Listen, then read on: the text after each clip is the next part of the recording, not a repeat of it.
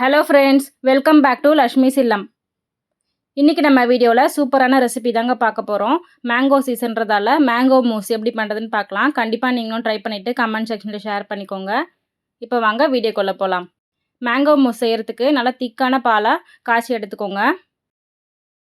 பாலை திரிய வச்சு நம்ம மூஸ் செய்ய போகிறோம். அதுக்காக நம்ம பாலை நல்லா திரிய வச்சுக்கலாம்.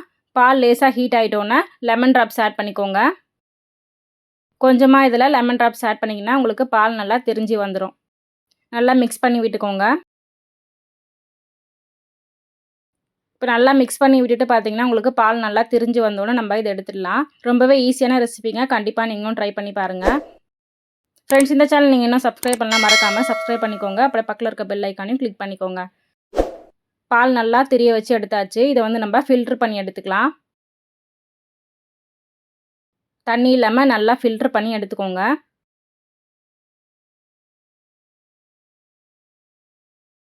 இப்போ மேங்கோ சீசன்றதால கண்டிப்பாக இந்த ரெசிபியை நீங்களும் ட்ரை பண்ணி பாருங்கள். ரொம்பவே சூப்பராக டேஸ்டியாக இருக்கும்.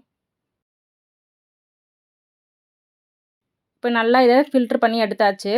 கொஞ்சம் கூட தண்ணி இல்லாமல் நல்லா ஃபில்ட்ரு பண்ணி எடுத்துக்கோங்க. சூப்பராக பாலை நம்ம திரிய வச்சு எடுத்தாச்சு. இப்போ மேங்கோ நம்ம கட் பண்ணி எடுத்துக்கலாம். நல்லா பழுத்த மாம்பழமாக எடுத்துக்கோங்க. பாருங்கள், மாம்பழம் நல்லா சூப்பராக பழுத்துருக்கு. இதை நம்ம ஸ்லைஸாக கட் பண்ணிக்கோங்க. இதை நம்ம மிக்ஸி ஜாரில் போட்டு அரைச்சி தான் நம்ம மூஸ் செய்ய போகிறோம்.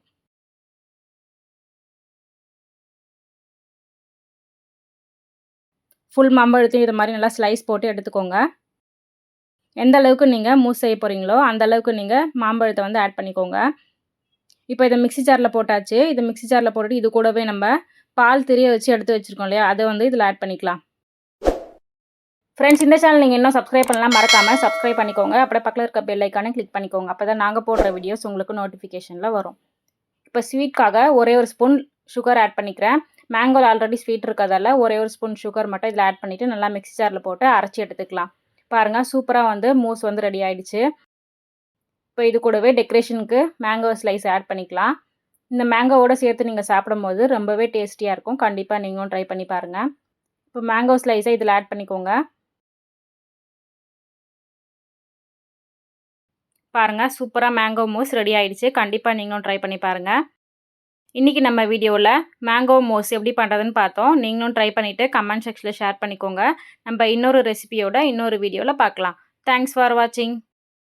மறக்காமல் லக்ஷ்மி இல்லம் சேனலை சப்ஸ்கிரைப் பண்ணுங்கள், லைக் பண்ணுங்கள், ஷேர் பண்ணுங்கள், கமெண்ட் பண்ணுங்கள். மறக்காமல் அந்த பெல் ஐக்கானை கிளிக் பண்ணி ஆல் போட்டு ப்ரெஸ் பண்ணிக்கோங்க. அடுத்த வீடியோவில் பார்க்கலாம். தேங்க்ஸ் ஃபார் வாட்சிங். Keep supporting us.